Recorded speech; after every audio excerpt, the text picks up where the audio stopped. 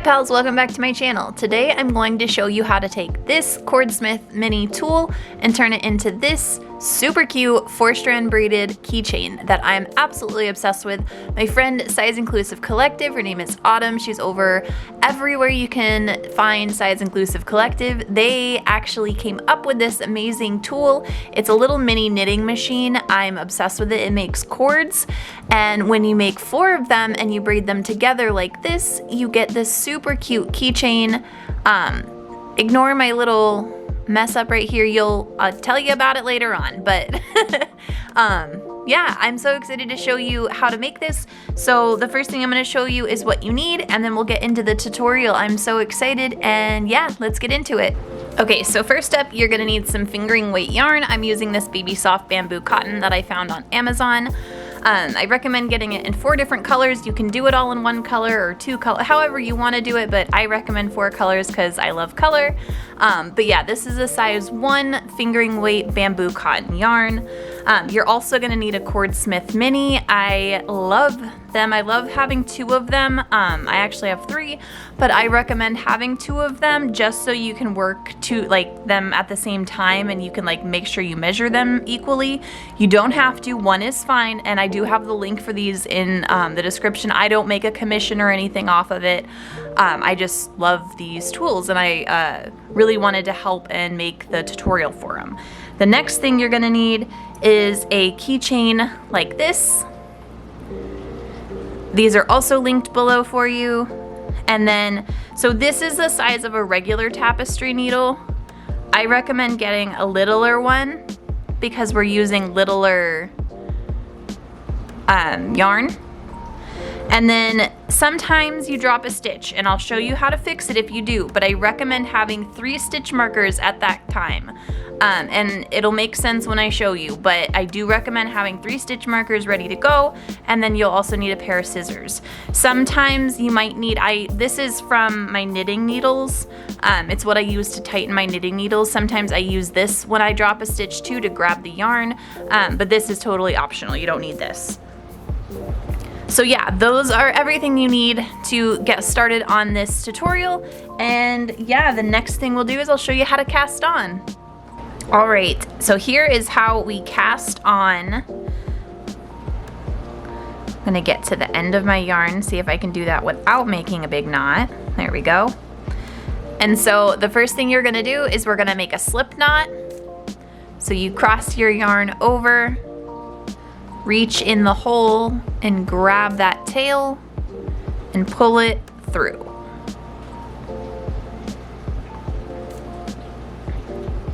And then you're going to take your Cordsmith and make sure all your latches are down. So it looks like this. And you're going to take your slip knot and you're going to go over this first hook, under the middle hook, and then over the third hook. And then you just tighten it down. You don't want it too tight, but you want it to be able to slide up and down your hooks, but you don't want it to where it falls off. And then all you do is you put your yarn around those hooks. I like to use my pointer finger to hold down the latches at first so it doesn't catch on this working yarn. And then you let go and you pull those over the latches. So you just yarn over, the latches close, and you pull it up and over, and then just slide down so you get past those latches. And then yarn over and do it again. And you can yarn under too, just be consistent either way. I yarn over because it's just what I do in crocheting. And then you just keep going.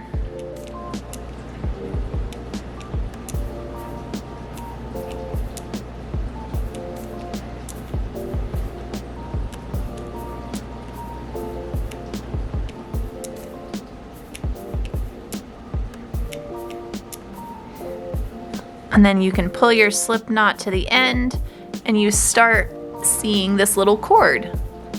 And so you're just gonna keep doing this until you have about 3 feet of cord is what I recommend. And you'll want 3 feet in each color. So I've already made my purple, my blue, and my orange. So these are ready to go, and I'm just finishing up with my green now. And so we'll get that green made, and then the next thing I'll show you is how to bind off. I might, if I drop a stitch, I'm gonna show you how to fix it. Sometimes when I don't wanna do it now because if I was to drop a stitch this far in, I just rip it all out and start all over again. But when you get to like where you've got this much already made and then you're up here and you drop a stitch, you don't wanna rip all that out. So if I do, which I probably will, I'll show you how to fix it. If not, I'll do that later on. However it works, you're gonna learn how to do it. But we're gonna time lapse this part and then I will show you how to bind off.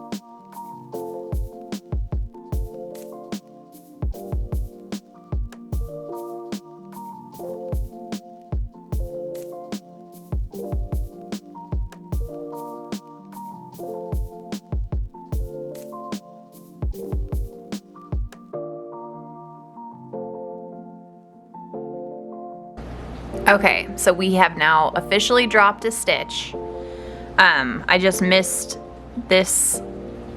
I missed holding this down and I lost my stitches off the end. So this is where these stitch markers come into play. So you're going to find this one down here and put it in a stitch marker. That's your bottom stitch. And then you pull your stitches out until you get to that one. Then you take your stitch markers and you carefully insert them in. This is where this tool comes in handy sometimes. Is I stick it in there and I kind of pull that stitch up a little bit and then loop them through. And the reason I do this is because I will continue to drop stitches and it'll just spiral down. This makes it easier to loop them on my needles without continuing to drop stitches.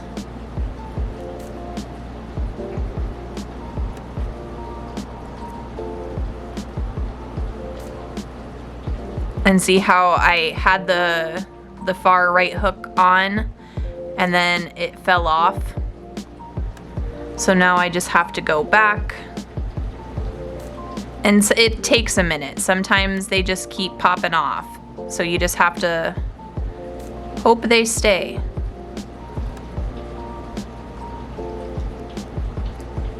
There we go. And then you can take out your stitch markers.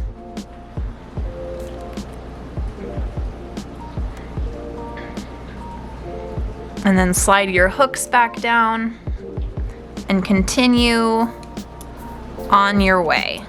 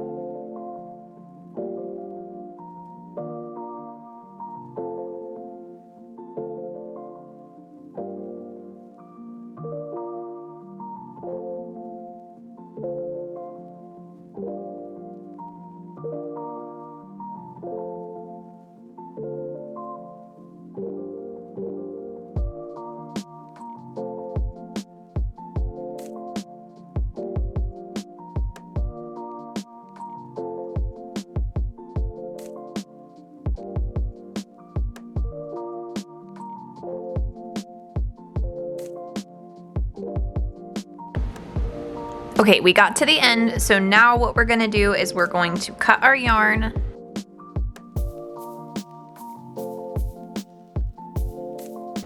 And then we're going to weave our end into our small tapestry needle.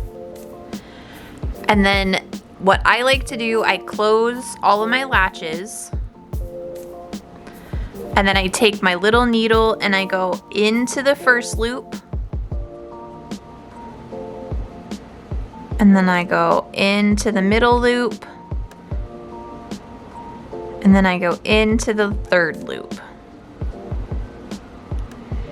And then you just slide them off and pull on your tail, and it tightens it down, and now you have your cord all ready to go. So that's how you bind off. The next thing I'm gonna do is show you how to put them on your keychain, and then I'm gonna show you how to do a 4-strand braid. Okay, and this is how you attach it to your your keychain.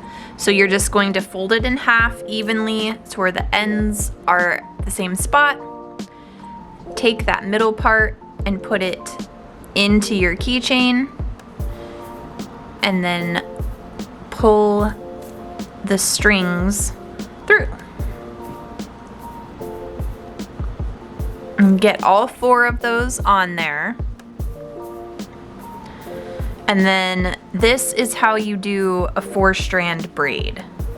So I'll show you the first couple and then I'll kind of fast forward. So all you have to remember, so you'll start with your one on the right, you go over the first strand and under the second strand.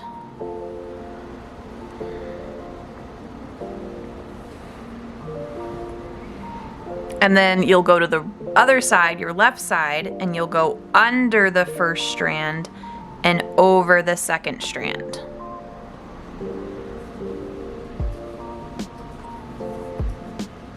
So over, under,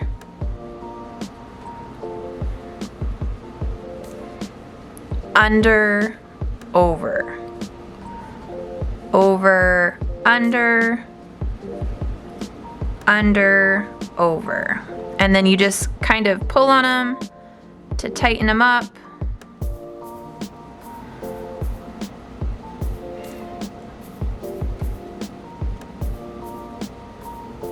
And this is how I do a 4-strand braid. There are multiple ways to do it. I just like the over, under, over method. There's a few that are like over 2, under 1. There's a whole bunch of different ways. You can YouTube it if you want. I just like the over, under, over method. So I'm gonna go finish up this braid, and then I will show you how to turn it into the full keychain. Okay, we've got our 4-strand braid done. So now what we're going to do, and this is about like 9 inches-ish long, 10 maybe. So I split the yarn into 2 and I tied it in a knot at the end. And then I take it up to the top, right underneath the keychain.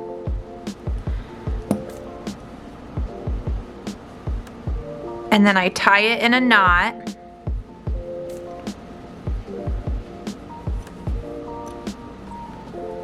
As tight as I can tie it.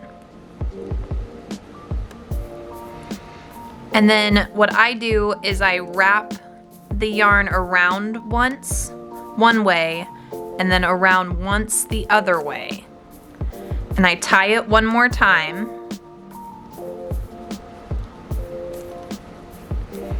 Nice and tight. And then taking my bigger tapestry needle, I put those ends in.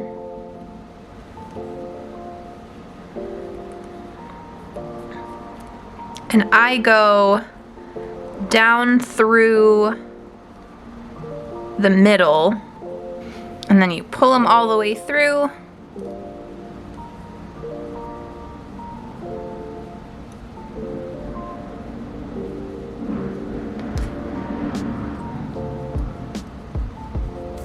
And you just cut those ends off, and then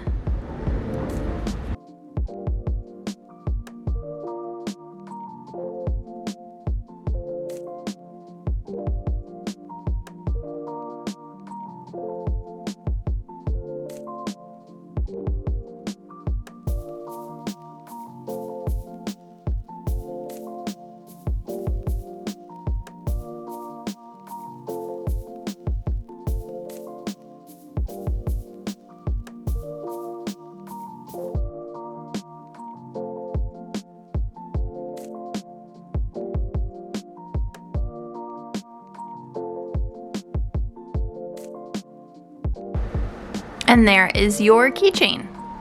Mine got a little bit messed up because I couldn't pull it all the way through, but that's okay. That was just on me. That wasn't on the pattern. That was just, I pulled too hard and tore the end of my yarn. So that was on me. But other than that, I just didn't want to remake an entire set of strands to show it to you. But yeah, this is how you make the keychain. If you have any questions, leave those in the comments. If something wasn't clear, just let me know and I can clear it up for you. You can also just message me on Instagram if that is easier. And yeah, I hope you like this tutorial. I hope you grab yourself a Cordsmith. These are so much fun to work with. This is just one of the many projects you can do with them. And if you want to see my full review on that, I have that linked as well. And that's a full review on the full-size Cordsmith, which I feel the same way about both of them. So yeah, I hope you have a great rest of your day and rest of your week, and I will see you in the next one. Bye!